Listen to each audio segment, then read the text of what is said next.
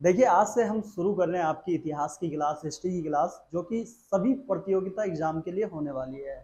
देखिए, हर कोई आज के टाइम पे इतिहास जरूर पढ़ रहा है, हिस्ट्री हर कोई पढ़ रहा है, लेकिन क्या है कि देखा जाए तो चुनिंदे ऐसे लोग हैं जिनको प्रॉपर तरीके से हिस्ट्री याद हो पा रही है। इसका कारण है कि बाकियों को क्यों नहीं याद हो पा रही, इसका देखा जाए तो मेन रीजन क्या है कि वो लोग कभी आधुनिक भारत के इतिहास को पढ़ रहे होते हैं, कभी मध्यकालीन भारत के इतिहास को पढ़ रहे होते, कभी प्राचीन भारत के इतिहास को पढ़ रहे होते हैं, लेकिन वो हिस्ट्री को कभी सिस्टमेटिक तरीके से नहीं पढ़ते। हमें क्या है, हिस्ट्री को हमेशा सिस्टमेटिक तरीके से पढ़ना चाहिए। अगर हम सिस्टमेटिक तरीके से हिस्ट्री को पढ़ेंगे तभी हम कनेक्टिविटी बैठा पाएंगे और हमें ज़्यादा से ज़्यादा चीज़ें याद हो पाएगी और हिस्ट्री की अच्छे से समझ हो पाएगी। अब सिस्टमेटिक कैसे पढ़ा जाता है, देखिए हिस्ट्री की बात करें, बोर्ड पे सारे पॉइंट हमने आपके लिए पहले से लिख दिए हैं। इससे क्या होगा कि हम कम समय में आपको ज़्यादा से ज़्यादा चीज़ें बता पाए। और हिस्ट्री की बात करें, इतिहास को, इसे क्या है कि कैसे पढ़ा जाता है। देखिए, पहले हमें पढ़ना होता है प्रागैतिहासिक काल, यानी जिसे इंग्लिश में बोलते हैं प्री हिस्टोरिक पीरियड, ठीक है। उसके बाद क्या आता है, अगैतिहासिक काल आता है। उसके बाद आता है आपका ऐतिहासिक काल। अब प्रागैतिहासिक काल की बात करें, इतिहास का वहाँ समय जिसमें ना देखा जाए तो मानव लिखना पढ़ना दोनों ही नहीं जानता था। और इसकी जानकारी की अगर बात करें तो स्रोत हमें पुरातात्विक स्रोत से मिले हैं, ठीक है। तो इस काल में क्या है कि हमें जो प्रागैतिहासिक की जानकारी किससे मिलते हैं, पुरातात्विक स्रोत से मिलते हैं, ठीक है। यहाँ पे लिखित साक्ष्य नहीं मिले क्योंकि यहाँ इस काल के जो मानव थे लिखना पढ़ना दोनों ही नहीं जानते थे, ठीक है। पुरातात्विक की बात करें तो क्या है कि खुदाई से जो चीजें मिलती है, जब हम क्या उत्खनन करते, जमीन के अंदर उत्खनन करते, खुदाई करते, उससे हमें जो चीजें प्राप्त होती है उसी को हम क्या है कि पुरातात्विक आधार बनाते हैं, ठीक है। तो पुरातात्विक स्रोत तो हमें मिले हैं, लेकिन क्या लिखित स्रोत हमें नहीं मिले हैं। तो इसके देखा जाए तो अंतर्गत हम किसके बारे में पढ़ते, पाषाण काल के बारे में पढ़ते। अब पाषाण काल क्या होता है, इस समय के जो मानव थे वो पत्थर का देखा जाए इस्तेमाल करते थे औजार और हथियार बनाने के लिए। इसीलिए हम इसको क्या कहते हैं, पाषाण काल कहते हैं। क्या कहते हैं, पाषाण काल, जिसे इंग्लिश में बोला क्या जाता है, स्टोन एज। क्या बोला जाता है, स्टोन एज, पाषाण काल कहते हैं, ठीक है। इसके अंतर्गत हम किस पूरा पाषाण काल के बारे में पढ़ेंगे, मध्य पाषाण काल के बारे में पढ़ेंगे, नव पाषाण काल के बारे में पढ़ेंगे, तराम पाषाण काल के बारे में पढ़ेंगे, ठीक है। तो पाषाण काल समझ आ गया होगा क्या होता है कि भाई उस समय के जो मानव थे वो क्या करते थे, पत्थर का इस्तेमाल करते थे औजार और हथियार बनाने के लिए। इसीलिए इसे पाषाण काल कहा गया। इंग्लिश में क्या कहते हैं, स्टोन। स्टोन मतलब पत्थर ही होता है, तो इसीलिए स्टोन एज कहा जाता है। इसके अंतर्गत हम किसके बारे में पढ़ते हैं, पूरा पाषाण काल के बारे में पढ़ेंगे, मध्य पाषाण काल के बारे में, नव पाषाण काल के बारे में और तराम पाषाण काल के बारे में। ये लोग याद रखना तांबे से परिचित थे। किससे परिचित थे, तांबे से, ठीक है, तांबे से। अगला आता है आपका अगैतिहासिक काल, जिसे हम बोलते हैं प्रोटो हिस्टोरिक पीरियड। इसके अंदर क्या है, हमें पुरातात्विक स्रोत भी मिलते हैं, लिखित स्रोत भी मिलते हैं, लेकिन ये लोग ऐसा लिख के चले गए जो कि आज तक इतिहासकार देखा जाए पढ़ने में सक्षम नहीं हो पाए हैं। यानी कि लिखित साक्ष्य है लेकिन इतिहासकार सक्षम ही नहीं है इसको पढ़ने में। इसके अंतर्गत हम किसके बारे में पढ़ते, सिंधु घाटी सभ्यता के बारे में पढ़ते। ये लोग याद रखना कासा से परिचित थे, इसीलिए इसे क्या है, कासा युगीन सभ्यता भी बोला जाता था। क्या बोला जाता था, कासा युगीन सभ्यता, कासा युगीन सभ्यता, कासा युगीन सभ्यता भी बोला जाता था। कासा जो होता है वो दो चीजों से मिलके बनता था, एक दो धातुओं से, एक तांबा प्लस टिन से मिलके बना है। ये तांबा और टिन से मिलके बनता था कासा, ठीक है। याद रखना ये लोग गाय से परिचित नहीं थे, गाय से परिचित नहीं थे। ये लोग किससे परिचित नहीं थे, गाय से बिल्कुल भी परिचित नहीं थे। याद रखना ये लोग किससे परिचित नहीं थे, गाय से। ये लोग किससे परिचित थे, तांबा से परिचित थे। गाय के बारे में आपको जानने को मिलेगा वैदिक काल के अंदर। उसके बाद आता है आपका ऐतिहासिक काल, ठीक है। हिस्टोरिकल पीरियड की बात करें तो ऐतिहासिक काल की बात करें, इसमें क्या पुरातात्विक साक्ष्य भी मिलेंगे हमें, लिखित साक्ष्य भी मिलेंगे। जब तो हम क्या पुरातात्विक, जब भाई उत्खनन हुआ होगा, खुदाई हुई होगी, उससे चीजें प्राप्त हुई। लिखित साक्ष्य जब तो आज हमारे पास किताबें हैं तो हम लोग पढ़ ले रहे हैं कि भाई अच्छा प्राचीन भारत के इतिहास में ये सारी चीजें लिखी हुई थी, लिखी हुई है, मध्यकालीन में ये पढ़ रहे हैं, आधुनिक में ये पढ़ रहे हैं। तो इसके अंतर्गत हम प्राचीन काल के बारे में पढ़ेंगे, मध्यकालीन यानी मध्यकाल के बारे में पढ़ेंगे, आधुनिक काल, नेहरू काल के बारे में पढ़ेंगे, विश्व के बारे में, विश्व इतिहास के बारे में पढ़ेंगे। इस काल में लोहे की खोज हो चुकी थी।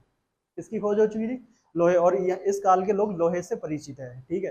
तो इतिहास को इस हिसाब से हमें पढ़ना चाहिए। इतिहास को तीन भागों में क्या है, विभाजित करके पढ़ना चाहिए, पहले भाग में आ जाता है प्रागैतिहासिक ऐतिहासिक काल, जिसे हिस्टोरिक पीरियड बोला जाता है, जिसके अंदर क्या है, यहाँ पे पुरातात्विक देखा जाए तो साक्ष्य हमें नहीं मिलते, लिखित साक्ष्य भी पुरातात्विक साक्ष्य मिलते हैं लेकिन लिखित साक्ष्य नहीं मिलते। यानी यहाँ पे क्या है, उत्खनन से जो चीजें प्राप्त हुई है उसके आधार पे क्या है कि इसके बारे में हमें जानकारी मिलती है, तभी इसे क्या प्रागैतिहासिक काल के अंतर्गत डाला गया है, जिसके अंदर हम क्या है, किसके बारे में पढ़ते, पाषाण काल के बारे में। किसके बारे में, पाषाण काल के बारे में पढ़ते।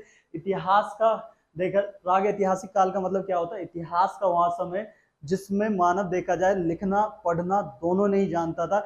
इसकी जानकारी के स्रोत क्या है, पुरातात्विक स्रोत है। ठीक है, याद रखना। पाषाण काल क्या है, पाषाण काल का मतलब क्या होता है, इस समय के जो मानव होते हैं वो क्या है, जो पत्थर का इस्तेमाल सिर्फ औजार और हथियार बनाने के लिए करते थे, इसीलिए इसको पाषाण काल कहा गया। इसके अंतर्गत पूरा पाषाण काल, मध्य पाषाण काल, नव पाषाण काल और तराम पाषाण काल को डाला गया। आगे ऐतिहासिक काल में प्रोटो हिस्टोरिक पीरियड में क्या है, पुरातात्विक साक्ष्य भी मिलते हैं, लिखित साक्ष्य भी मिलते हैं, लेकिन ये लोग बकलोल ऐसा लिख के चले गए कि आज तक क्या है कि इतिहासकार सक्षम ही नहीं हो पाए समझने में। जैसे डॉक्टर जो होता है, डॉक्टर जब लिखता है मेडिकल, डॉक्टर जब लिखता है मेडिसिन, तो क्या होता है कि हम लोगों को समझ नहीं आता, तो उसमें लिखा होता है साफ साफ, डॉक्टर लिखता है कि मैंने इसको लूट लिया है, केमिस्ट वाले अब तेरी बारी इसको लूट ले। एक आम इंसान को डॉक्टर की राइटिंग समझ नहीं आती है। ऐसे इतिहासकारों को देखा जाए तो हड़प्पा काल की यानी सिंधु घाटी सभ्यता में जो लिखित साक्ष्य मिले वो नहीं समझ पाए। ठीक, यहाँ पे ये लोग किससे परिचित थे, कांसा से परिचित थे। कांसा दो चीजों से मिला के बनता है, तांबा और तिन से। ये लोग गाय से परिचित नहीं थे। ऐतिहासिक काल में पुरातात्विक स्रोत भी मिले, लिखित स्रोत भी मिले, जिसके अंतर्गत हम किसके बारे में पढ़ेंगे, प्राचीन काल, मध्यकाल, आधुनिक काल, नेहरू काल और विश्व, और ये लोग लोहा से परिचित थे। अब देखो, अतीत के अध्ययन को हम क्या कहते हैं, इतिहास कहते हैं। अतीत का अध्ययन क्या कहलाता है, इतिहास कहलाता है। क्या कहलाता है, इतिहास कहलाता है। अतीत का अध्ययन क्या कहलाता है, इतिहास कहलाता है। याद रखना, इतिहास के जनक किसको कहा जाता है, हेरोडोटस को।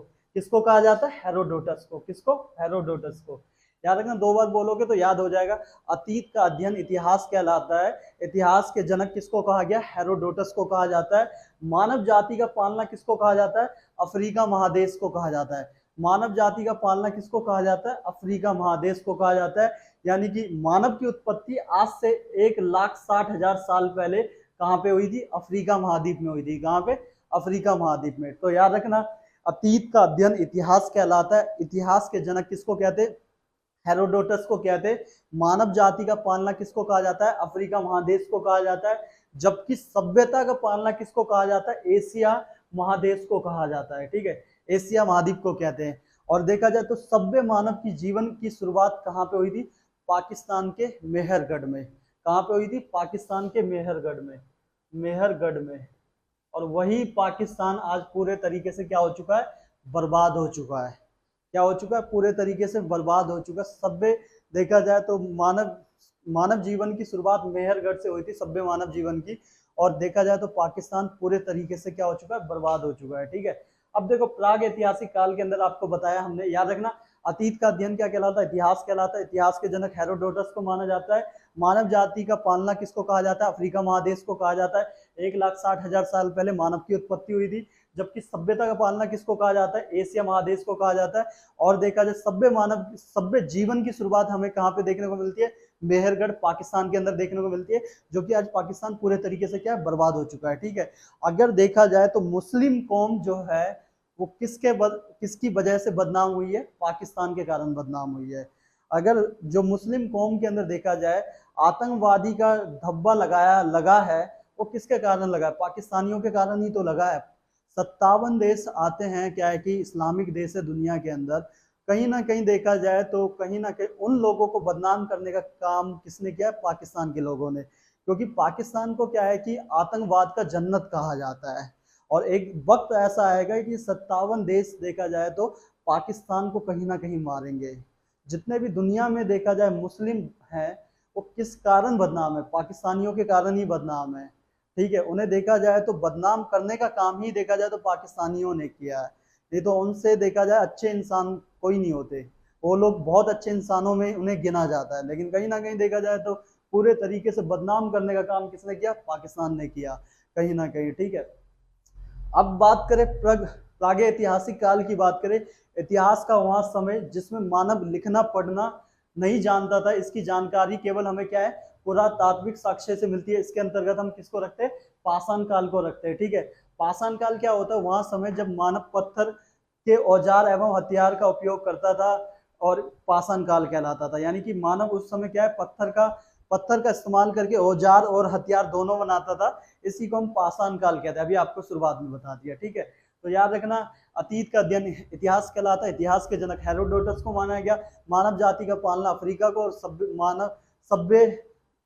सभ्यता का पालना एशिया को कहा गया। भारत में सर्वप्रथम देखा जाए तो 1863 में रॉबर्ट ब्रूस फुट ने क्या है कि भारत में क्या है, पाषाण कालीन सभ्यता की खोज की थी। भारत में सर्वप्रथम 1863 में, याद रखना कब, 1863 ईसा पूर्व में, 1863 ईस्वी में, सॉरी, रॉबर्ट ब्रूस फुट ने क्या है, पाषाण कालीन सभ्यता की खोज की थी। किसने की थी, रॉबर्ट ब्रूस फुट ने क्या है, पाषाण कालीन सभ्यता की खोज की थी। पाषाण कालीन सभ्यता की खोज किसके द्वारा की गई थी भारत में, रॉबर्ट ब्रूस फुट के द्वारा। कब की गई थी, 1863 में की गई थी। भारतीय पुरातात्विक सर्वेक्षण विभाग के पिता किसको कहा जाता है, सर अलेक्जेंडर कनिंघम को कहा जाता है। किसको कहा जाता है, सर अलेक्जेंडर कनिंघम को कहा जाता है। भारत के पुरातात्विक जो संग्रहालय है उसका नाम क्या है, इंदिरा गांधी मानव संग्रहालय नाम है उसका। वो कहाँ पे, भोपाल में। और ये क्वेश्चन आता है, ये कौन से मंत्रालय के अधीन है, संस्कृति मंत्रालय के अधीन है। याद रखना, संस्कृति मंत्रालय के अधीन है। भारत का जो पुरातात्विक संग्रहालय है इसका नाम क्या है, इंदिरा गांधी मानव संग्रहालय इसका नाम है। ये कहाँ पे, भोपाल में। और ये किस मंत्रालय के अधीन है, संस्कृति मंत्रालय के अधीन है। और भारत में सर्वप्रथम पाषाण कालीन सभ्यता की खोज कब की गई थी, 1863 ई में की गई थी। किसके द्वारा की गई थी, रॉबर्ट ब्रूस फुट के द्वारा की गई थी, याद रखना। और भारतीय पुरातात्विक सर्वेक्षण विभाग के पिता किसे कहा जाता है, सर अलेक्जेंडर कनिंघम को कहा जाता है। ठीक है, उसके बाद देखो कोपेनहेगन, ये कहाँ पे, डेनमार्क के अंदर है। ये विश्व संग्रहालय है जो कि पुरातात्विक स्रोत की वजह से क्या है, फेमस है। जो कि क्या है, पुरातात्विक स्रोत की वजह से फेमस है। ये कहाँ पे, याद रखना, कोपेनहेगन। ये कहाँ पे, डेनमार्क के अंदर है। कोपेनहेगन कहाँ पे, डेनमार्क के अंदर है। ये क्या है, विश्व संग्रहालय जो कि किसके लिए फेमस है, पुरातात्विक क्या है कि स्रोत की वजह से फेमस है। और उसके बाद अगले इतिहासकार ब्यूरी ने कहा था कि भाई, ब्यूरी ने क्या कहा था आपका कि भाई, ब्यूरी ने कहा था कि इतिहास एक विज्ञान है। इतिहास क्या है, एक विज्ञान है, ना इससे ज्यादा ना इससे कम है। इतिहास एक विज्ञान है, ना इससे ज्यादा ना इससे कम है। इतिहास क्या है, एक विज्ञान है, ना इससे ज्यादा ना इससे कम है। ठीक है, अब देखो, मिलने वाले धातु के आधार पर जो धातु मिली उसके आधार पर इतिहास का नामकरण किसने रखा था, तो याद रखना, क्रिश्चियन थॉमस ने। किसने रखा था, क्रिश्चियन थॉमस ने। क्रिश्चियन थॉमस ने रखा था। ठीक है, मिलने वाले धातु के आधार पर इतिहास का नामकरण किसने रखा था, क्रिश्चियन थॉमस ने। किसने रखा था, क्रिश्चियन थॉमस ने। और याद रखना, भारत में सर्वप्रथम पाषाण कालीन सभ्यता की खोज किसने की थी, 1863 में की थी, रॉबर्ट ब्रूस फुट ने। किसने, रॉबर्ट ब्रूस फुट ने। और मिलने वाले धातु के आधार पर इतिहास का नामकरण किसने किया था, क्रिश्चियन थॉमस ने। किसने, क्रिश्चियन थॉमस ने। ठीक है, लिखावट के आधार पर, यानी लिखावट के आधार पर देखा जाए तो इतिहास का नामकरण किसने किया, जॉन ब्रूस ने। किसने, जॉन ब्रूस ने। किसने किया, जॉन ब्रूस ने। किसने, जॉन ब्रूस ने। याद रखना। तो अभी तक इतना आपको समझ आ गया होगा, इतना याद रखना है आपको। ठीक है, अब हम बात करेंगे, देखो पूरा पाषाण काल की बात करेंगे, यानी कि बहुत पुराना था। 20 लाख ईसा पूर्व से लेके 12,000 ईसा पूर्व तक था। बहुत बड़ा और बहुत पुराना था ये। ठीक है, बहुत बड़ा और बहुत पुराना था ये। यहाँ इतिहास का सबसे प्रारंभिक समय था, यानी इतिहास का शुरुआती समय माना गया इसे। इस समय के मानव को क्या कहा जाता था, आदि मानव कहा जाता था। और इन्हीं की देखा जाए, आदि मानव की उत्पत्ति आज से 1,60,000 साल पहले कहाँ पे हुई थी, अफ्रीका महाद्वीप में हुई थी। कहाँ पे, अफ्रीका महाद्वीप में। ठीक है, तो याद रखना, पूरा पाषाण काल सबसे पुराना है और सबसे बड़ा है, यानी 20 लाख ईसा पूर्व से लेके 12,000 ईसा पूर्व तक है। और ये क्या, इतिहास का सबसे प्रारंभिक समय था। क्या था, इतिहास का सबसे प्रारंभिक समय था। इस समय के मानव को हम क्या कहते थे, आदि मानव कहते थे। क्या कहते थे, आदि मानव। और इसकी उत्पत्ति देखा जाए, आदि मानव की उत्पत्ति 1,60,000 साल पहले हुई थी। ठीक है, कहाँ पे, अफ्रीका महाद्वीप में। इस समय का मानव कैसा होता था, खानाबदोश होता था। खानाबदोश यानी खास संग्राहक होता था, अर्थात उसके जीवन का मुख्य उद्देश्य होता था पेट भरना। क्या होता था, उसके जीवन का मुख्य उद्देश्य क्या होता था, जानवरों की तरह पेट भरना सिर्फ। किसी का दिल तोड़ना नहीं। यानी कि जानवरों की तरह क्या भली भांति पेट भरना था, दिल तोड़ना नहीं था उस जमाने में। जैसे लोग आजकल लड़की लड़का एक दूसरे का दिल तोड़ देती है, उस इस जमाने में नहीं है, उस जमाने में नहीं हुआ करता था। ठीक है, इस समय का मानव कैसा खाना बदोश है। खाना बदोश का मतलब होता है खाद्य संग्राहक, अर्थात उसके जीवन का मुख्य उद्देश्य क्या है, जानवरों की भांति सिर्फ अपना पेट भरना था। क्या था? पेट भरना। इस समय की मानव की सबसे बड़ी उपलब्धि क्या थी? आग की खोज। याद रखना, आग की खोज। क्वेश्चन आएगा कि आग की खोज किस काल में हुई थी, तो आप मार के आओगे क्या? पूरा पाषाण काल में हुई थी। कब? पूरा पाषाण काल में। इसी समय मानव पत्थर के बड़े बड़े औजारों का इस्तेमाल शिकार करने के लिए करता था। बड़े बड़े औजार, देखो यहाँ पे क्या लिखा है, इसी समय मानव पत्थर के बड़े बड़े औजारों, पत्थर के बड़े बड़े औजारों का इस्तेमाल सिर्फ किसके लिए करता था? शिकार करने के लिए करता था। क्योंकि भाई शिकार खाना बदोश था, खाद्य संग्रह था, उसके जीवन का मुख्य उद्देश्य क्या था? जानवरों की भांति पेट भरना था। तो क्या करता था? बड़े बड़े पत्थरों का इस्तेमाल करता था सिर्फ शिकार करने के लिए। मतलब पहाड़ पे चढ़ गया, लोगों को बुला लिया, पहाड़ बड़ा सा पत्थर और धक्का दे दिया, लोग गिर गए, मर गए, और उसके मांस को खा रहा है। जानवर मरे हुए हैं तो उसमें से मांस निकाल के खा रहे हैं, क्योंकि उनका बस एक ही उद्देश्य था, जानवरों की भांति क्या है? अपना पेट भरना। ठीक है, इसी समय मानव पत्थर के बड़े बड़े औजारों का इस्तेमाल शिकार करने के लिए करते थे। इसी समय मानव ने चित्रकारी करना भी प्रारंभ कर दिया, ये याद रखना। इसी समय क्या? मानव ने चित्रकारी करना प्रारंभ कर दिया। तो क्वेश्चन आता है कि मानव ने सबसे पहले चित्रकारी करना कब प्रारंभ किया था, किस काल में किया था? तो याद रखना, कब कब का, तो वही 20 लाख से 12,000 ईसा पूर्व के बीच हो गया। और कब, कौन से काल में किया था? पूरा पाषाण काल में। कब? पूरा पाषाण काल में। ठीक है, याद रखना, भीमबेटका के गुफाओं में क्या पूरा पाषाण काल के चित्र देखने को मिलते। कैसे मिलते थे? यू बना दिया इन्होंने, यू बना दिया, यू बना दिया, ऐसे करके बना दिया, इस टाइप के चित्र बना दिया इन्होंने। ऐसे करके मानव, आदि मानव बनाते थे चित्र। ठीक है, तो क्या भीमबेटका के गुफाओं में पूरा पाषाण काल के चित्र देखने को मिलते हैं हमें, जो कि याद रखना, ये भीमबेटका कहाँ पे? मध्य प्रदेश के अब्दुल्लागंज में, रायसेन जिले में अब्दुल्लागंज, और ये विंध्याचल पर्वत और नर्मदा नदी के पास है। याद रखना, नर्मदा नदी के पास है। तो हमने पूरा पाषाण काल में मोटे तौर पे क्या पढ़ा है? पूरा पाषाण काल सबसे पुराना था, सबसे लंबा था, 20 लाख से लेके 20 लाख ईसा पूर्व से लेके 12,000 ईसा पूर्व तक था। ये इतिहास का सबसे देखा जाए तो प्रारंभिक समय है, यानी कि सबसे देखा जाए तो भाई प्रारंभिक समय माना गया। इस समय के मानव को हम क्या कहते थे? आदि मानव कहते थे। क्या कहते थे? आदि मानव कहा जाता था। आदि मानव की उत्पत्ति आज से 1,60,000 साल पहले अफ्रीका महाद्वीप में हुई थी। इस समय का मानव खाना बदोश था। खाना बदोश यानी खाद्य संग्राहक था। उसके जीवन का देखा जाए तो मुख्य उद्देश्य क्या था? जानवरों की भांति अपना पेट भरना था। और इस समय के मानव की सबसे बड़ी उपलब्धि क्या थी? आग की खोज हो चुकी थी। क्या किया होगा? 2 पत्थर बजार दिया होगा ऐसे, और चिंगारी निकली होगी, आग लग गई होगी, तो खोज कर दी होगी आग। ठीक है, इस समय के मानव की सबसे बड़ी उपलब्धि क्या थी? आग की खोज थी। इसी समय मानव ने क्या करा? पत्थर के बड़े बड़े औजार का इस्तेमाल किस लिए करता था? सिर्फ शिकार करने के लिए करता था। इसी समय मानव ने क्या? चित्रकारी करना स्टार्ट कर दिया, चित्रकारी करना प्रारंभ कर दिया था। और ये चित्रकारी के साक्ष्य हमें कहाँ पे मिलते हैं? भीमबेटका के गुफाओं में मिलते हैं, जो कि पूरा पाषाण कालीन के चित्र देखने को मिलते हैं, जो कि कहाँ पे था? याद रखना, मध्य प्रदेश में था। अब्दुल्लागंज ये कौन से जिले में? रायसेन जिले में पड़ता है। विंध्याचल पर्वत और नर्मदा नदी के पास था। और कुछ इस प्रकार से चित्र बनाते थे। इतना समझ आ गया होगा। फटाफट आप क्या करो कि स्क्रीनशॉट ले लो। इसके आगे हम बढ़ते हैं, इसके आगे हम बात करेंगे आप किसकी? मध्य पाषाण काल, नव पाषाण काल, तराम पाषाण काल के बारे में बात करेंगे। फटाफट हमने क्या है कि पूरा पाषाण काल के बारे में पढ़ लिया। पूरा पाषाण काल जो था वो सबसे लंबा था, यानी 20 लाख से 12,000 तक सबसे पुराना था। ये क्या है कि भाई देखा जाए तो इतिहास का प्रारंभिक काल माना गया है। इसी काल में क्या है? मानव की उत्पत्ति होती है एज आदि मानव के रूप में, यानी 1,60,000 साल पहले क्या हुआ था? आदि मानव की उत्पत्ति कौन से देखा जाए महाद्वीप में हुई थी? अफ्रीका महाद्वीप में हुई थी। इसी काल में क्या है कि मानव के द्वारा आग की खोज की जाती है। और इस काल के जो मानव होते हैं वो खाना बदोश होते हैं, यानी खाद्य संग्राहक होते हैं। उनका काम होता है कि जानवरों के भांति सिर्फ पेट भरने का काम होता था। ठीक है, इसी टाइम पे क्या मानव के द्वारा क्या है कि भाई चित्रकारी की गई थी। कहाँ पे? भीमबेटका गुफा में। ये कहाँ पे है? मध्य प्रदेश के रायसेन जिले में पड़ता है। अब्दुल्लागंज नामक जगह है, और ये नर्मदा और विंध्याचल पर्वत के पास है। इसी काल में क्या होता है? मानव के द्वारा जो पत्थर के औजार थे बड़े बड़े बनाए जा रहे थे सिर्फ शिकार करने के लिए। अब हम बात करेंगे किसके बारे में, मध्य पाषाण काल के बारे में। ये कब से कब तक है, 12,000 ईसा पूर्व से लेके 10,000 ईसा पूर्व तक माना गया है मध्य पाषाण काल।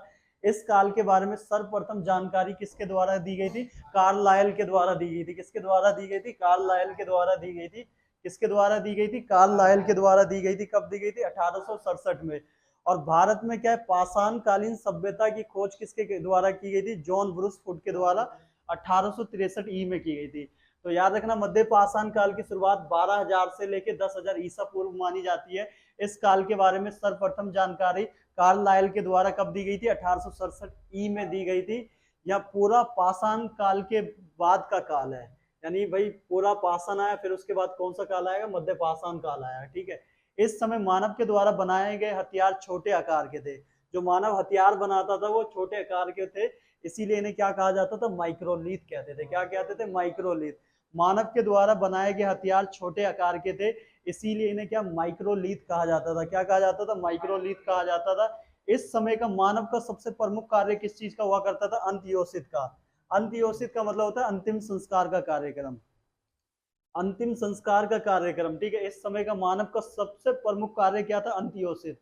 क्वेश्चन आता है कि भाई अंतिम संस्कार का कार्यक्रम किस काल में शुरू कर दिया गया था, तो याद रखना हमें किसमें, मध्य पाषाण काल में। किसमें, मध्य पाषाण काल में। और मानव के द्वारा बनाए गए हथियार छोटे होते थे, जिन्हें माइक्रोलीथ का कहते थे। माइक्रोलीथ कब बनाया जा रहा था, किस काल में, मध्य पाषाण काल में। और मध्य पाषाण काल की खोज किसके द्वारा की गई, कार्ल लायल के द्वारा। कब, 1867 में की गई। इसी काल में क्या होता है कि कश्मीर के बुर्ज होम से मानव के साथ कुत्ते को दफनाने के साक्ष्य मिलते हैं। ये कश्मीर में एक जगह है जिसका नाम है बुर्ज होम। बुर्ज होम से क्या है कि भाई मानव के साथ क्या है, कुत्ते को दफनाने के साक्ष्य मिलते हैं। ठीक है, इसी काल में क्या होगा, मानव के अस्थिर पंजर यानी हड्डियों की बात की गई है। अस्थिर पंजर का सबसे पहला अवशेष कहां से मिलेगा, प्रतापगढ़। ये कहां पे, उत्तर प्रदेश के सराय नहार तथा क्या है, मदहा नामक क्या है स्थान से प्राप्त हुआ है। मदहा में क्या है कि यहाँ से क्या है, हड्डियां भी मिली है, जिससे इन्होंने आदि मानव ने क्या बनाया होगा, औजार बनाया होगा। तो याद रखना, इसी काल में क्या, मानव के अस्थिर पंजर का सबसे पहला अवशेष कहां से मिला है, प्रतापगढ़ उत्तर प्रदेश से मिला है। उत्तर प्रदेश के कहां पे, सराय नहार तथा मदहा नामक से मिला है। और क्या है कि इसी काल में कश्मीर के बुर्ज होम में इंसानों के साथ किसको दफनाया जाता था, कुत्तों को। समझे, कुत्तों, सॉरी, कुत्तों को दफनाया जाता था। तो पता ही चल रहा है कि इसमें। ठीक है, अब दमदमा ये कहाँ पे, उत्तर प्रदेश में। यहाँ से किसके साक्ष्य मिले, सबके साक्ष्य मिले। तो मोटे तौर पे हमने मध्य पाषाण काल में क्या क्या पढ़ा, ये 12,000 ईसा पूर्व से लेके 10,000 ईसा पूर्व माना गया है। इस काल में सर्वप्रथम जानकारी किसने दी है, कार्ल लायल के द्वारा 1867 ई में दी गई है। यह पूरा पाषाण के बाद का काल है। इस समय मानव के द्वारा बनाए गए हथियार क्या होते थे, छोटे होते थे, जिसे माइक्रोलीथ कहते थे। क्या कहते थे, माइक्रोलीथ। ठीक है, माइक्रोलीथ कहते थे। इस समय का मानव का सबसे प्रमुख कार्य किस चीज का था, अंत्योषित। अंत्योषित का मतलब क्या होता है, अंतिम संस्कार का कार्यक्रम होता था। इसी काल में कश्मीर के बुर्ज होम से क्या है कि भाई देखा जाए तो मालिक मतलब मानव के साथ कुत्तों को दफनाने के साक्ष्य मिले हैं। और इसी काल में मानव के अस्थिर पंजर यानी हड्डियों की बात की गई है। सबसे पहला अवशेष कहाँ पे, प्रतापगढ़ उत्तर प्रदेश के सराय नहार तथा मदहा नामक स्थान से प्राप्त हुए। दमदमा में क्या है, सब मिले हैं। अगला आता है नव या उत्तर पाषाण काल। क्या आता है, नव या उत्तर पाषाण काल। ये कब से कब तक चला है, 10,000 ईसा पूर्व से लेकर 3,000 ईसा पूर्व तक। 10,000 ईसा पूर्व से लेकर 3,000 ईसा पूर्व तक। इस काल के बारे में सबसे पहले जानकारी देखा जाए 1865 में किसने दी थी, जॉन लुवाक ने। जॉन लुवाक के द्वारा दी गई थी। ठीक है, जॉन लुवाक के द्वारा 1865 में दी गई थी। याद रखना, नव या उत्तर पाषाण काल के बारे में जानकारी सबसे पहले किसके द्वारा की, 1865 में सर जॉन लुवाक। किसके द्वारा, सर जॉन लुवाक। किसके द्वारा, सर जॉन लुवाक के द्वारा दी गई थी। कब, 1865 में। अब देखो, नव या उत्तर पाषाण काल, इसका मतलब क्या होता है कि ना, अभी क्या है कि मान के चलो भाई मैं पढ़ा रहा हूँ, एक वक्त आएगा कि ना उनमें से ही कोई होगा जो आने वाले टाइम में क्या मेरी जगह ले लेगा। ठीक है, और मेरी जगह ले लेगा और तरीके से अपने तरीके से पढ़ाना स्टार्ट करेगा। तो ये तुम्हारा एक नया काल आएगा, इसी को हम कह सकते हैं उत्तर पाषाण काल या नव पाषाण काल। मतलब नव पाषाण काल नहीं, उत्तर पाषाण काल कहेंगे। ये नए तरीके से लेके आएगा। ठीक है, इसी काल में याद रखना, मानव ने क्या है, स्थायी आवास बना लिया था, यानी कि रहने के लिए स्थायी आवास बना लिया था। तो क्वेश्चन आता है कि मानव के द्वारा स्थायी आवास कब बनाया गया था, तो याद रखना नव या उत्तर पाषाण काल में बनाया गया था। कब? 10,000 ईसा पूर्व से लेके 3,000 ईसा पूर्व में। इसी काल में मानव ने क्या है, कृषि तथा पशुपालन प्रारंभ कर दिया था। यानी इसी टाइम पे कृषि और पशुपालन दोनों शुरू कर दिया था मानव ने। याद रखना नव या उत्तर पाषाण काल में कृषि करना भी शुरू कर दिया था और पशुपालन भी शुरू कर दिया था। मानव ने इस काल में पहिया तथा मनका यानी मनके को क्या कहते हैं, घड़ा की खोज की थी। याद रखना इसी, बस इसमें क्या याद रखना, सिंपल है। नव या उत्तर पाषाण काल 10,000 ईसा पूर्व से लेके क्या है 3,000 ईसा पूर्व। इसकी सर जॉन लोवाक ने सर्वप्रथम जानकारी दी थी। कब? 1865 में। इस काल में मानव ने अपना स्थायी आवास यानी अपना स्थायी घर बनाना शुरू किया। अब घर बना लेगा तो बंदा कृषि करना शुरू कर देगा, कृषि किया और इसी टाइम पे पशुपालन भी प्रारंभ कर दिया था। मानव ने इस काल में पहिया जो होता है, देखा होगा, साइकिल के टायर निकाले और घुमा रहे होते पहिया। और मनका यानी घड़ा, ठीक है। घड़ा यानी कि मटका, एक टाइप से क्या है, घड़ा भी हो गया, मटका जो पानी पीने के लिए होता है, ठीक है। अब इसी टाइम पे याद रखना कर्नाटक के मैसूर में संगन कल्लू नामक नवपाषाण कालीन पुरा स्थल से किसके जानकारी मिली है हमें? राख के टीले मिले हैं, राख के टीले प्राप्त हुए। क्वेश्चन आएगा कि राख के टीले कहां से प्राप्त हुए? कर्नाटक के मैसूर के पास एक है संगन कल्लू नामक, क्या है, संगन कल्लू नामक नवपाषाण कालीन पूरा स्थल से। पूरा स्थल यानी कि जहाँ पे क्या है, पुरानी वस्तुएं मिलती है, स्थल, ठीक है। स्थल मतलब एक जगह की बात कर रहा है और पुरानी चीजें। तो यहाँ से क्या मिले? राख के टीले मिले। पशुपालन का साक्ष्य, जो ये देखो इन्होंने क्या करा भाई, स्थायी आवास बनाए, कृषि किए। तो पशुपालन का साक्ष्य की बात करें, भारत में क्या है, आदमगढ़ मध्य प्रदेश से मिले। और कहां से मिले? एक और जगह बागौर, ये कहां पे? राजस्थान से प्राप्त हुआ है। कहां से? राजस्थान से। तो याद रखना पशुपालन का साक्ष्य भारत में कहा? आदमगढ़ यानी कि मध्य प्रदेश में है आदमगढ़। और बागौर कहां पे? राजस्थान में। यहाँ से प्राप्त क्या हुआ है? पशुपालन के साक्ष्य प्राप्त हुए हैं, ठीक है। पशुपालन की बात हुई है यहाँ से, ठीक है। मानव द्वारा पाला गया पहला जानवर कुत्ता था, ठीक है। मानव द्वारा पाला गया पहला पशु क्या था? कुत्ता था। कुत्ता देखा जाए तो बहुत वफादार होता है, वैसे रियलिटी है। कुत्ता देखा जाए तो भाई बहुत ज्यादा वफादार होता है, ठीक है। मानव द्वारा पाला गया पशु पहला क्या था? कुत्ता था। क्या? कुत्ता था, याद रखना। अब देखो इसमें हमने क्या मोटे तौर पे पढ़ लिया, नव या उत्तर पाषाण काल की खोज 10,000 ईसा पूर्व से 3,000 ईसा पूर्व। इस काल के बारे में सर्वप्रथम जानकारी किसने? Sir John Lubbock. किसने? सर जॉन लोवाक ने दी। किसने दी थी? जॉन लोवाक ने। कब? 1865 में, ठीक है। इस काल में मानव के द्वारा क्या स्थायी आवास बनाए गए। स्थायी आवास बनेंगे तो इन्होंने कृषि करना शुरू किया होगा। हुआ क्या था ना, देखो ये लोग क्या है कि अफ्रीका से लड़ते दो भाई थे, दोनों आदि मानव थे। अफ्रीका से लड़ते हुए क्या है कि सीधा आए एशिया में फेंका है। एशिया में दोनों लड़ते हुए एशिया में आ गए। एशिया में लड़ाई कर रहे थे तो क्या हुआ कि दोनों जमीन पे गिरे। तो भाई वहां पे उस दौरान गाजर की खेती हो रही थी। उखाड़ा, खाया तो उन्हें मीठा लगा, मजा आया भाई। फिर उखाड़ा, खाया, मजा आने लग गया भाई गाजर। तो उन्हें लगा कि भाई शायद हो सकता है इसे उगाया जाए तो भाई फिर से क्या है कि हम कृषि कर सकते, उग सकता है। तो इन्होंने क्या है कि कृषि करना शुरू कर दिया। जब भी तो देखा जाए पशुपालन और कृषि की, अभी कृषि की भी बात करेंगे, कृषि के साक्ष्य की सारी चीजें। तो क्या है कि भाई स्थायी आवास बना लिया, फिर इन्होंने कृषि करना स्टार्ट किया, फिर इन्होंने क्या करा? पशुपालन करना शुरू किया। मानव ने इसी काल में पहिए की खोज कर ली, मनका की खोज कर ली। कर्नाटक के मैसूर के पास क्या है, संगन कल्लू नामक नवपाषाण कालीन पूरा स्थल मिला जहां से राख के टीले मिले। पशुपालन का साक्ष्य भारत में कहा? आदमगढ़ मध्य प्रदेश और बागौर यानी कि राजस्थान से प्राप्त हुआ। मानव द्वारा पाला गया पहला पशु कुत्ता था। अगला है त्राम पाषाण काल। ये क्या है? ये पाषाण काल का अंतिम समय था, ठीक है। पाषाण काल का क्या था? अंतिम समय था। इस समय तांबे की खोज हो चुकी थी। क्या हो चुकी थी? तांबे की खोज हो चुकी थी, इसीलिए इसे त्राम पाषाण काल कहा गया। तांबे की खोज होगी इसीलिए क्या कहा गया? त्राम पाषाण काल कहा गया।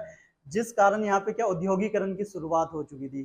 क्या हो गई थी? उद्योगीकरण, ठीक है। उद्योगीकरण यानी फैक्ट्रियां लगना शुरू होगी छोटी मोटी। इस उद्योगीकरण का विकसित रूप हमें कहाँ देखने को मिलता है? सिंधु घाटी सभ्यता में देखने को मिलता है। अब देखो अभी कृषि की बात की थी हमने, तो कृषि की शुरुआत सबसे पहले कहाँ पे हुई है? मेहरगढ़ ये कहाँ पे? बलूचिस्तान में है। मेहरगढ़ कहाँ पे? बलूचिस्तान यानी पाकिस्तान में है, ठीक है, मेहरगढ़। और यहाँ पे क्या देखो, मेहरगढ़ यहाँ पाकिस्तान के बलूचिस्तान में स्थित है। यहाँ से सर्वप्रथम 7000 ईसा पूर्व में क्या है के बीच कृषि के साक्ष्य मिले। यहाँ पे किसकी कृषि हुई थी? जौ और गेहूं की। किसकी? जौ और गेहूं की। किसकी हुई थी? जौ और गेहूं। ठीक है। मेहरगढ़ कहाँ है? पाकिस्तान के बलूचिस्तान में। पाकिस्तान के बलूचिस्तान में। और ये बलूचिस्तान वही जगह है जो क्या है कि पाकिस्तान से अलग होने की मांग करता है। पाकिस्तान से क्या है? अलग होने की मांग करता है। अब भाई बलूचिस्तान की बात करें तो बलूचिस्तान की कहानी क्या है उसकी बात करते हैं। देखो क्या हुआ कि ना, एक आतंकवादी था जिसका नाम था मसूद अजहर। ठीक है, पाकिस्तान के अंदर एक आतंकवादी है जिसका नाम था मसूद अजहर। अब क्या हुआ, भारत ने कहा कि भाई इस मसूद अजहर को क्या है कि ग्लोबल टेररिस्ट घोषित कर दो। इसका मतलब ग्लोबल आतंकवादी घोषित कर दिया जाएगा तो दुनिया भर की पुलिसों को राइट्स मिल जाएगा उसको पकड़ने का। अब चाइना ने क्या करा कि भाई वीटो लगा दिया। वीटो लगा दिया और उसे क्या है कि आतंकवादी घोषित होने से मना कर दिया भाई। तो भाई चाइना ने दिखलाई अपनी पावर, क्योंकि चाइना यूएनओ के अंदर स्थायी मेंबर है। पावर दिखलाई, चाइना ने पावर दिखलाई। तो भाई अब पाकिस्तान भी खुश हो गया। मोदी जी आए लाल किले पे और एकदम माइक वाइक लगाया तरीके से मोदी जी ने। और मोदी जी ने कह दिया कि भाई बलूचिस्तान में रहने वाले मेरे सभी भाई बहनों, आपके साथ भारत है। आपके साथ क्या है कि हमेशा भारत खड़ा है, मैं खड़ा हूं हमेशा। मोदी जी ने ऐसा कहा। बलूचिस्तान के लोगों को लगा कि भाई मोदी जी ने कहा भारत हमारे साथ है, तो क्या करा बलूचिस्तान के लोगों ने, जो वहां पे देखा जाए पावर प्रोजेक्ट चल रहे थे चाइना के, उसको उखाड़ फेंका। पाकिस्तान की आर्मी को मार के भगा दिया वहां से। बलूचिस्तान के अंदर देखा जाए तो भाई दंगे फैल गए। किसके कारण? मोदी के कारण। तो ये लोग मोदी से टकराएंगे, चूर चूर हो जाएंगे। बहुत बढ़िया, चूर चूर हो जाएंगे। तो ये लोग मोदी से नहीं टकरा सकते। इसलिए बलूचिस्तान पे देखा जाए तो पाकिस्तान बार बार अत्याचार कर रहा है, वहां के लोगों पे अत्याचार कर रहा है। बलूचिस्तान जो है वो चाहता है एक अलग देश बनना। अलग देश बनना वो चाहता है, या तो भारत में मिल जाए या अलग देश बनना चाहते हैं। और मोदी जी और अमित शाह ऐसे है, ये दोनों क्या है कि पता नहीं कब बलूचिस्तान या पीओके को मिला। और मेहरगढ़ की बात करें जो कि आज का कहाँ पे? पाकिस्तान के बलूचिस्तान में। कहाँ पे? बलूचिस्तान में। और यहीं पे देखा जाए तो भाई स्थायी और सभ्य जीवन की शुरुआत हो चुकी थी। और ये मेहरगढ़ कहाँ पे? पाकिस्तान में। ये दो पहाड़ियों के पास है, किरथर और सुलेमान पहाड़ियों के बीच है। और ये मेहरगढ़ आज पूरे तरीके से क्या, मतलब मेहरगढ़ पाकिस्तान के अंदर है। स्थायी जीवन की शुरुआत यही हुई थी, सभ्य जीवन की शुरुआत यही हुई थी। ये पाकिस्तान के अंदर है। पाकिस्तान आज देखा जाए तो पूरे तरीके से क्या हो चुका है? बर्बाद हो चुका है। ठीक है। तो अभी तक हमने क्या पढ़ा? मेहरगढ़ ये पाकिस्तान के कहाँ पे था? बलूचिस्तान में था। यहाँ सर्वप्रथम क्या 7000 ईसा पूर्व में क्या है कि खेती की शुरुआत होगी थी। और खेती किस चीज की? जौ और गेहूं की। बहुत बढ़िया। अगला है बुरजहोम। ये क्या है? कश्मीर में उपस्थित है। कहाँ पे? कश्मीर में उपस्थित है। ठीक है। यहाँ से गर्तवास। अब देखो ये गर्तवास क्या होता है, ध्यान से सुनना। गर्तवास का मतलब होता है कि ना भाई, अब कश्मीर है, कश्मीर में क्या है? ठंड पड़ती है, सबको पता है भाई। अब ठंड पड़ेगी तो क्या होगा? तो ये लोग करते क्या थे कि ना जमीन में गड्ढा खोदते थे और नीचे रहते थे। अब जो हवा होगी ऊपर से ही तो यूं पास हो जाएगी, नीचे तो जाएगी नहीं, ठंड लगेगी नहीं। यानी कि इनमें दिमाग था उस टाइम पे। अब दिमाग था तो याद रखना, ये क्या है? बुरजहोम कहाँ पे? कश्मीर में। यहाँ से किसके साक्ष्य? गर्तवास का प्रमाण मिला है। यहाँ पे क्या? मालिक के साथ कुत्तों को दफनाया जाता था। मालिक के साथ कुत्तों को दफनाया जाता था। मालिक के साथ किसको? कुत्ते को दफनाने के साक्ष्य मिले। अगला है हमारा क्या? कोल्डीवा। क्या है? कोल्डीवा। ये उत्तर प्रदेश के, ध्यान से सुनना पहले, ये क्या है? उत्तर प्रदेश के बेलन घाटी में स्थित है। यहाँ पर चावल का प्राचीनतम साक्ष्य 6000 ईसा पूर्व में मिला है। तो कोल्डीवा कहाँ है? उत्तर प्रदेश में। कहाँ पे? उत्तर प्रदेश में। उत्तर प्रदेश के कहाँ पे? बेलन घाटी में। बेलन घाटी में। कहाँ पे? बेलन घाटी में। यहाँ पर क्या? चावल का प्राचीनतम साक्ष्य मिला है। ठीक है। कब? 6000 ईसा पूर्व में। अगला है चिरांद। ठीक है भाई, चिरांद ध्यान से सुनियो। चिरांद, अगला है चिरांद। ये कहाँ? बिहार के सारण जिले में है, स्थित है। यहाँ से प्रचुर मात्रा में क्या मिली है? हड्डी मिली है, हड्डी के उपकरण प्राप्त हुए हैं। तो चिरांद, चिरांद यहाँ बिहार के सारण जिले से मिला है। कहाँ पे? सारण जिले में। ठीक है। चिरांद जो एक जगह है, कहाँ पे, बिहार के सारण जिले में स्थित है। कहाँ पे है? बिहार के सारण जिले में। यहाँ पे प्रचुर मात्रा में हड्डियां मिली है। अगला है लहुरा देव। लहुरा देव की बात करें, ध्यान से सुनना, यहाँ से सबसे नवीनतम प्राचीन चावल के साक्ष्य मिले। नवीनतम जो प्राचीनतम चावल के साक्ष्य मिले। अभी हमने इससे पहले क्या पढ़ा था, कोल्डिवा, ये उत्तर प्रदेश के बेलन घाटी में स्थित है। ये यहाँ पर चावल के क्या प्राचीनतम साक्ष्य 6000 ईसा पूर्व में मिले। लेकिन लहुरा देव की जैसी खोज हो गई तो ये क्या हुआ, इससे देखा जाए तो सबसे ज्यादा प्राचीनतम ये हो गया। ये सबसे प्राचीनतम है। यहाँ से चावल के साक्ष्य मिले। ये कब? 9000 ईसे 7000 ईसा पूर्व के बीच। ठीक है, 9000 ईसा पूर्व से लेके 7000 ईसा पूर्व। तो हमने क्या है कि देखो, मोटे तौर पे हमने क्या है कि अभी मध्य पाषाण काल भी पढ़ लिया, फिर उसके बाद हमने क्या है, नव या उत्तर पाषाण काल पढ़ दिया, त्राम पाषाण काल, यानी कि इस काल में तांबे की खोज होगी, इसीलिए इसे त्राम पाषाण काल कहा गया। ये सबसे अंतिम देखा जाए पाषाण काल का अंतिम काल होता है। और इसी टाइम पे औद्योगिकरण की शुरुआत हो गई थी, और यही औद्योगिकरण का विकसित रूप हमें सिंधु घाटी सभ्यता में देखने को मिलता है। मेहरगढ़ ये पाकिस्तान के बलूचिस्तान में, यहाँ से सर्वप्रथम 7000 ईसा पूर्व के बीच कृषि के साक्ष्य मिले। जौ और गेहूं के क्या है खेती की गई थी यहाँ पे। और बुर्ज होम ये कश्मीर में, यहाँ से गर्तवास के साक्ष्य मिले। यहाँ पे क्या है, मालिक के साथ कुत्ते को दफनाया गया। कोल्डिवा ये उत्तर प्रदेश के बेलन घाटी में स्थित है। यहाँ से क्या चावल के प्राचीन साक्ष्य मिले 6000 ईसा पूर्व। चिरांद यहाँ पे ये क्या बिहार के सारण जिले में स्थित है। और यहाँ से प्रचुर मात्रा में हड्डी के क्या है कि भाई उपकरण पाए गए हैं। ठीक है। लहुरा देव की बात करें, ये क्या है कि सबसे नवीनतम प्राचीन चावल के साक्ष्य 9000 ईसा पूर्व से लेके क्या है कि 7000 ईसा पूर्व के बीच प्राप्त हुए हैं। तो ये हमारा देखा जाए तो भाई हमने आज इतिहास की शुरुआत की, इतिहास पढ़ने की शुरुआत की, जिसके अंदर हमने क्या प्राग ऐतिहासिक काल के बारे में पूरा पढ़ लिया। जिसके अंदर हमने किसके बारे में पढ़ा? पाषाण काल के बारे में पढ़ा है। अगली क्लास के अंदर हम पढ़ेंगे किसके बारे में? अग ऐतिहासिक काल के बारे में, जिसमें हम पढ़ेंगे सिंधु घाटी सभ्यता के बारे में। बस।